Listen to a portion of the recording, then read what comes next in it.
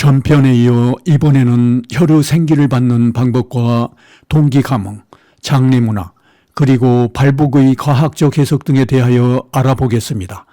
먼저 혈은 무엇이고 생기는 어떤 것인지 옛 고서를 통해 알아보기로 하겠습니다.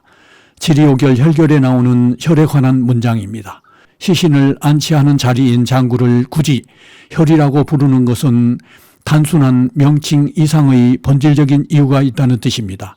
이것은 한의학에서 침을 놓거나 뜸을 뜰 때는 정확한 경혈을 찾아서 해야 효과가 있지 다른 곳에 놓으면 안 된다는 것처럼 풍수지리에서도 생기가 발산하는 정확한 지점인 혈에 안장해야만 생기를 받을 수 있다는 의미를 담고 있습니다.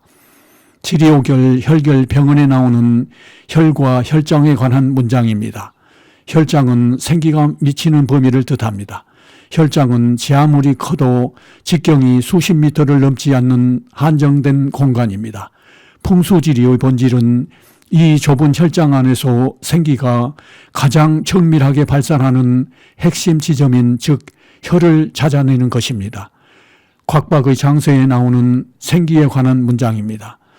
인간은 생기를 품고 태어나며 죽은 후에도 유골이 생기 속에 안장돼야만 망자의 명복은 물론 자손의 복록을 바라볼 수 있다는 것이 옛 풍수의 근본 논리였습니다. 이상의 옛 문헌의 내용들을 참작하여 40년간 연구한 결과를 바탕으로 풍수지리의 개념을 다시 정립하게 된 것입니다. 이것이 일부에서 정립한 풍수지리의 개념입니다. 이 개념의 내용을 현대과학과 인문학적 관점에서 차례대로 살펴보겠습니다. 혈은 지구 내부에서 생성된 생기를 계속 발산하는 중심 공간입니다. 혈장은 생기의 영향력이 미치는 범위를 말합니다. 생기는 마치 대지의 에너지를 분출하는 간헐천의 모양과 같이 수직으로 발산하는데 혈장의 크기는 큰 것은 지름이 30m, 작은 것은 지름이 6 내지 9m에 이릅니다. 그리고 혈의 크기는 지름이 2.4m 정도 됩니다. 혈에서 받는 생기는 싸움의 질과 가치를 향상시켜주는 든든한 원동력이 됩니다.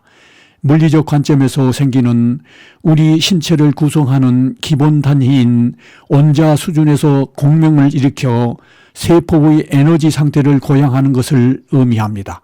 즉 생기를 흡수한 원자가 분자와 세포 시스템을 연쇄적으로 활성화함으로써 인체의 항상성을 유지하고 일상생활 전반에 긍정적인 발복의 영향을 미치게 하는 것입니다.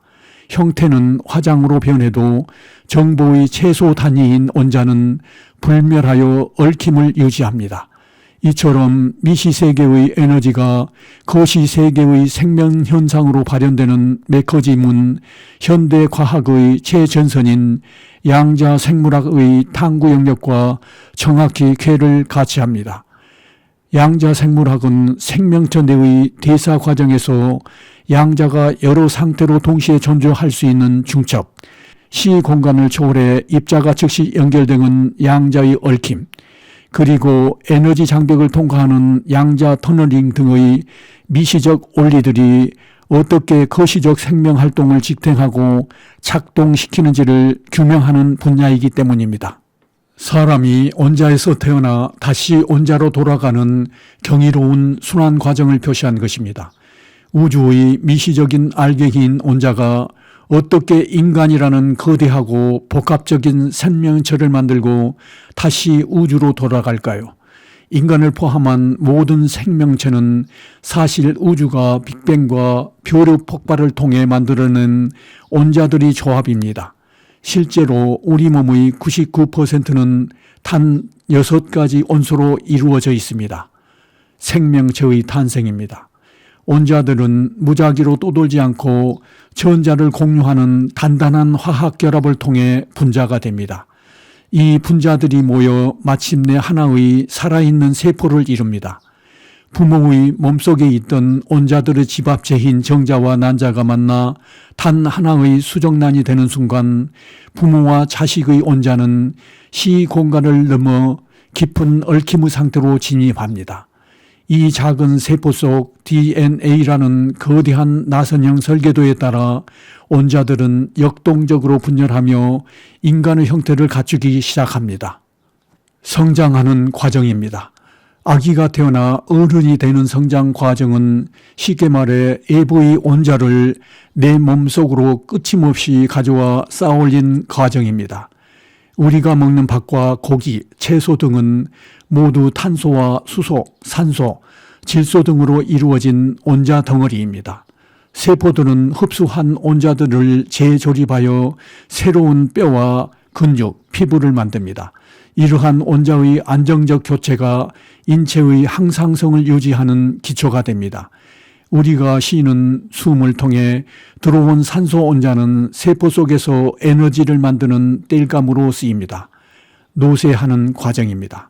시간이 흐르면서 이 완벽했던 생명 시스템도 서서히 지쳐갑니다. 과학에서 말하는 무질서도, 즉 엔트로피가 증가하는 것입니다. 노화란 원자들 간의 결합력이 약해지고 세포 복제 시스템에 오류가 생기며 질서가 무너지는 과정입니다. 생명체가 소멸한 후 원자로 돌아가는 과정입니다. 신체는 분해되고 최종적으로 남아있을 수 있는 것은 원자들입니다. 생명이 소멸하면 수분은 증발하고 살과 장기를 이루던 탄소와 수소, 질소는 가스가 되어 하늘로 날아갑니다. 하지만 육신이 소멸한 뒤에도 칼슘과 인, 철 같은 단단한 금속과 광물 원자들은 유골의 형태로 대지에 오랫동안 남게 됩니다. 흥미로운 점은 원자는 생명체의 세포 역할을 할 때나 바위 속에 갇혀 있을 때나 성질이 똑같다는 것입니다. 원자에게는 생명체였던 기억도 세포로서의 의무도 없습니다. 그저 잠시 주변 원자들과 손을 잡고 있었을 뿐입니다. 이것은 불교의 인연설 그리고 윤회 사상과 놀라울 정도로 닮아 있습니다. 삶과 죽음이란 원자들이 인연에 따라 모였다가 다시 흩어지는 과정이며 흩어진 나의 원자들은 또다시 대지의 생기가 되어 우주와 지구를 순환하게 됩니다. 이 내용은 풍수지리 개념 가운데 혈의 생기를 받아들이는 주체 그리고 받아들이는 방법과 동기 감흥에 대한 내용입니다. 이어서 이들의 내용을 자세히 살펴보겠습니다. 혈의 신비로운 생기를 받아들이는 주체는 크게 둘로 나뉩니다. 내가 살아생전 직접 혈의 생기를 몸으로 받아들이는 직접 감과 세상을 떠난 조상의 유골을 매개로 직계 혈족 후손이 생기를 이어받는 간접 감흥이 그것입니다. 먼저 우리가 살아 숨쉬며 생기를 직접 받아들이는 주체부터 살펴보겠습니다. 생기를 받아들이는 주체는 모든 생물과 무생물입니다. 많은 경험과 고승들의 증언에 따르면 생기가 분출되는 혈위에서 참선이나 공부를 하게 되면 집중력의 효과가 더해진다고 합니다. 그래서 환자의 병실로도 적합할 것으로 여겨집니다. 다만 인간은 끊임없이 움직이기 때문에 생기는 계속적으로 받을 수는 없습니다. 반면 종교 건물에서 혈리에 불상이나 성상을 안치하는 것은 정반대의 효과를 노린 것입니다. 움직이지 않는 성스러운 상징물들이 혈의 생기를 지속적으로 흡수하여 공간 전체에 거대한 긍정적 혈장을 형성하고 그곳을 찾는 대중에게 생기를 전달하는 원리입니다. 영을 설곡의 소나무처럼 혈에서 유독 거대하고 건강하게 자라는 것도 바로 이 생기 때문입니다. 설곡의 소나무는 일부 영상에서 볼 수 있습니다. 그렇다면 자손이 멀리 떨어져 있어도 조상의 묘를 통해 복을 받는다는 간접 감흥, 즉 동기 감흥은 어떻게 일어날까요? 현대 양자역학은 이를 시공간을 초월해 즉각적으로 신호를 주고받는 양자 얽힘 현상으로 설명합니다.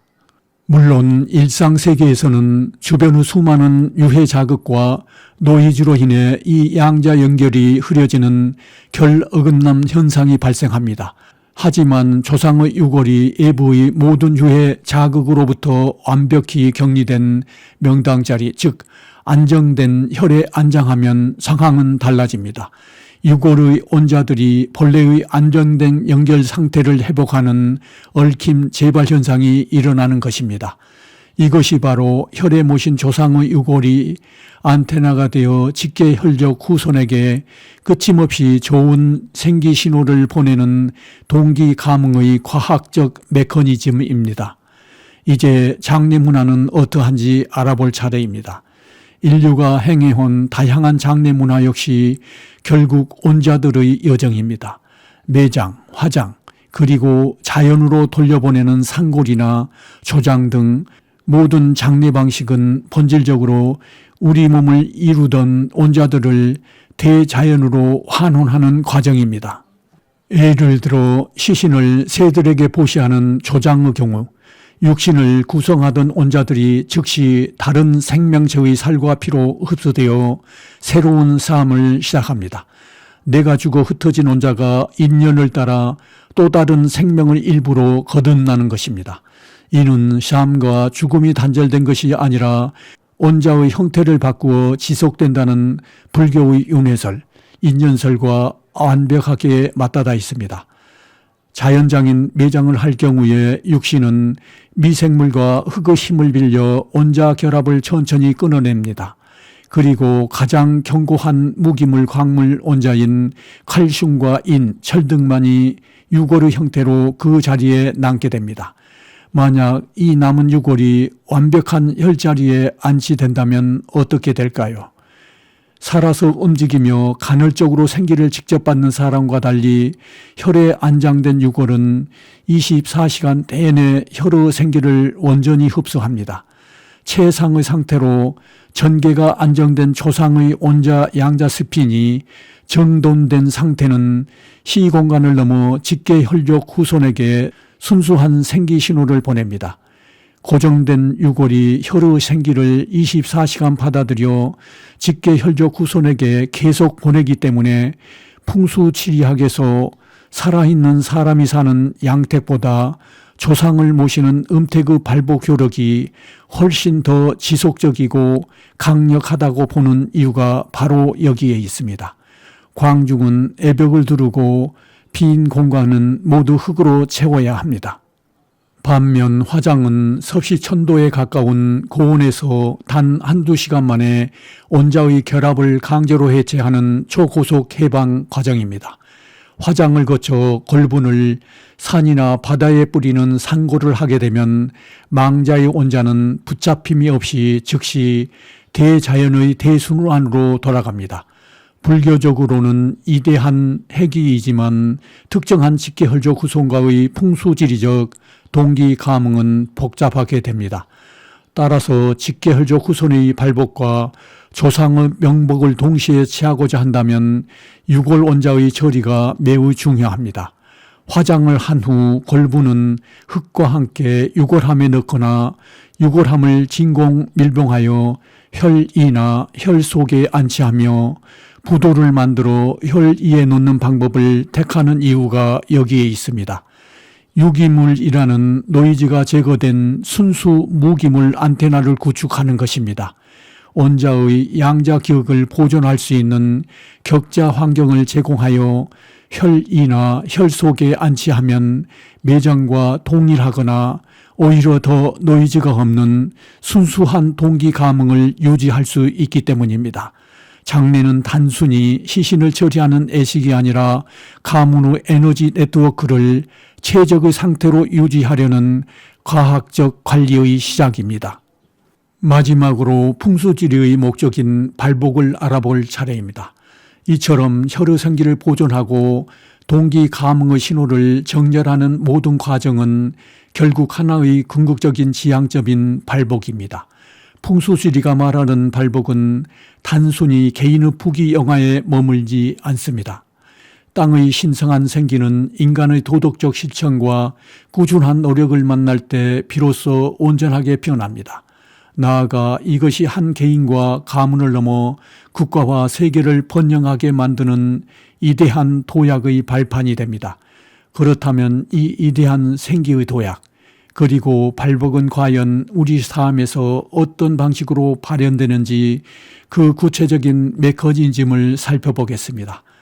보다 더 나은 향상된 삶의 질과 가치를 누리고 살아가는 사람을 복받은 사람이라고 합니다. 그러나 이상적인 발복은 생기만 가지고는 얻을 수 없습니다. 이에 더하여 도덕적 실천인 덕과 노력이 필요합니다. 즉 필요 조건과 충분 조건이 충족되어야만 합니다. 그렇다면 땅의 미세한 생기가 어떻게 거대한 삶의 변화를 이루어내는지 과학의 눈으로 추적해 보겠습니다.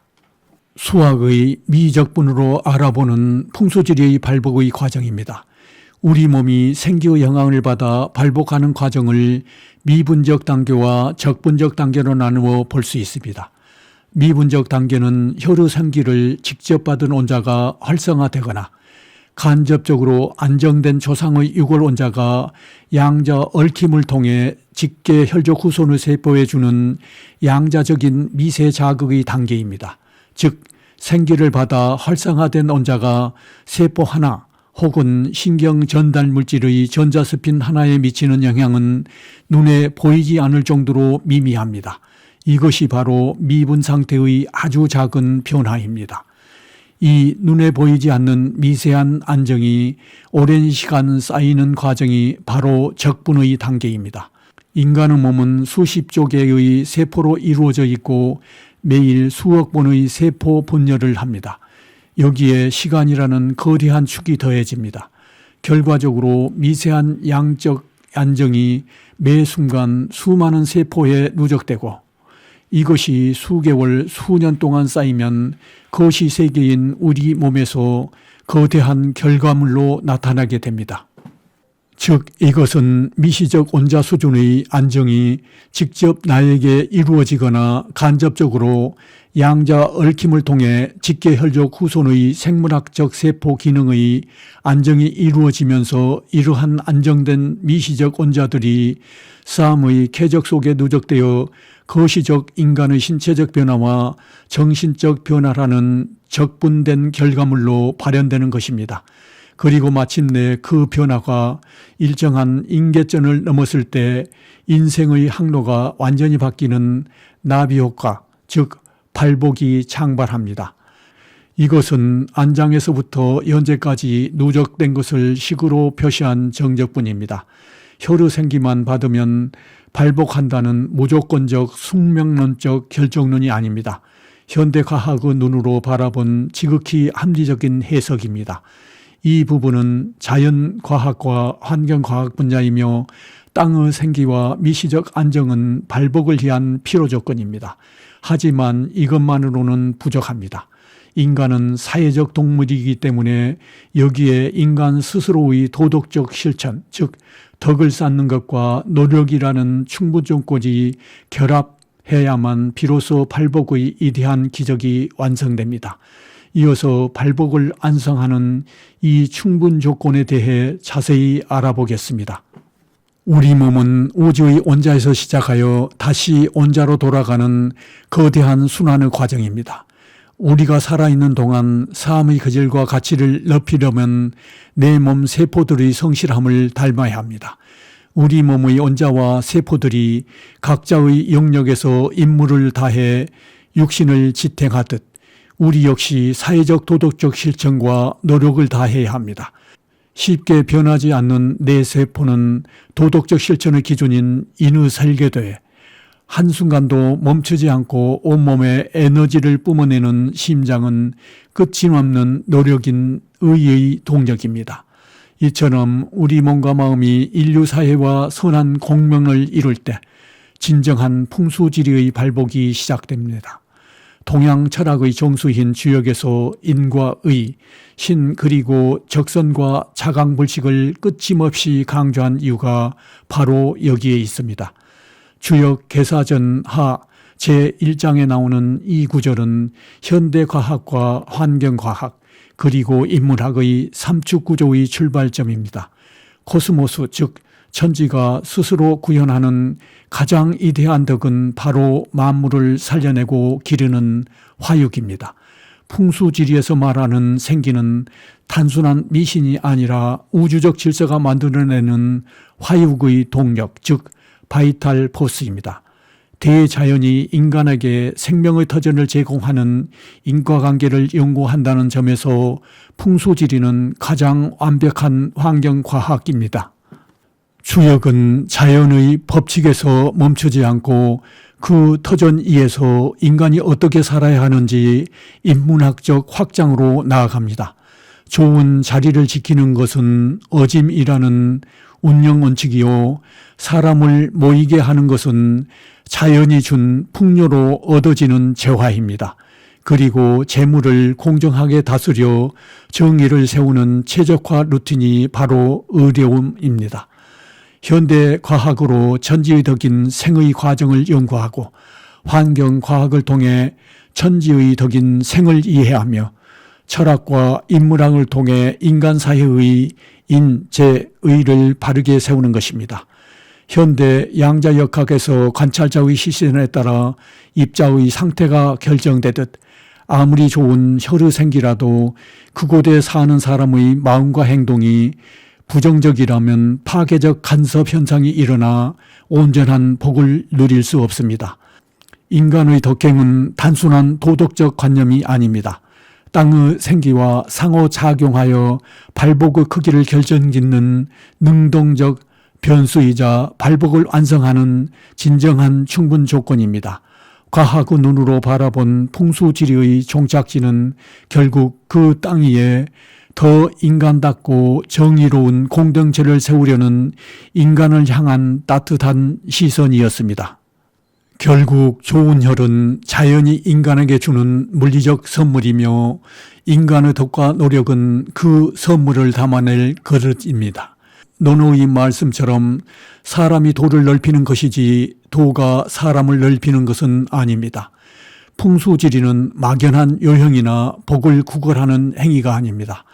대지의 에너지를 인간의 가치로 변환하는 우주적 메커니즘이자 자연의 생기를 인간에게 가장 이로운 상태로 맞추는 최적화 기술입니다.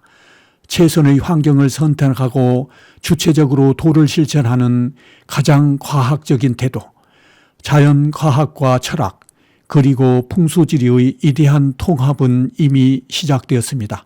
풍수지리, 현대 과학으로의 첫걸음은 이제 막 시작되었습니다. 감사합니다.